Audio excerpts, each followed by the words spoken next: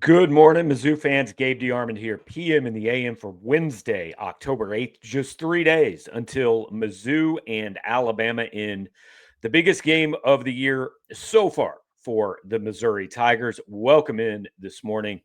We're breaking down different parts of this game and this matchup every day this week. And what we're doing today is we're talking about that Alabama passing game. And it has been one of the best in the country, top 5 in yards. Ty Simpson, after a rough opener against Florida State, 345 against Vandy. He has really turned into one of the better quarterbacks in the country in his first year starting. They showed a lot of things on the Vandy broadcast that the middle of the field is where he really makes his money. He's got Ryan Williams out wide, who everybody remembers from last year and now a sophomore. He's got Jeremy Bernard. He's got a lot of different targets.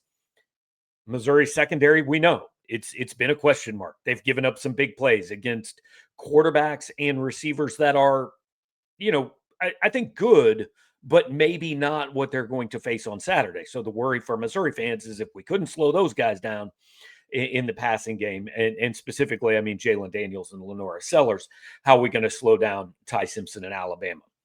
Well, here's the thing to me. The key really isn't the Missouri secondary.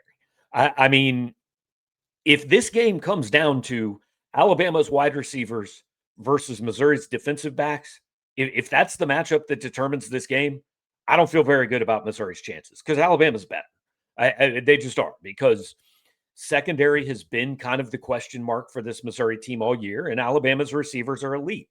So if that's the matchup, Missouri's in some trouble. Here's how you change that.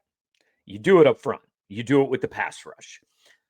Damon Wilson, Zion Young, both top 5 in the country in pressure rate off the edge. The Alabama defensive or offensive line has been, it's got a ton of potential.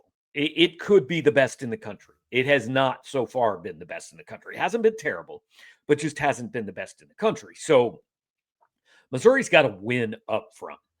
And look, defensive football is real easy. You get pressure with 4, you're usually going to win.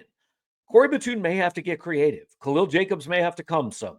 Josiah Trotter may have to blitz. They may have to dial up a secondary blitz. They may have to get a little bit creative. But the key is one way or another. I don't care whether it's 4, 5, 6. I don't care if it's 7.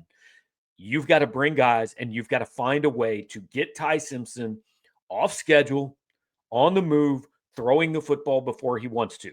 Because if you simply sit back and give him time to survey the field, Alabama is going to beat Missouri because their receivers are going to make enough plays to outplay the Missouri secondary. So that's the key matchup to me when Missouri's on defense is not necessarily the defensive backfield, but the front 7, the front 6, and how they can find a way to pressure Ty Simpson in this game. Yesterday we talked a little bit about the Mizzou run game. So when Mizzou has the ball, that being the key.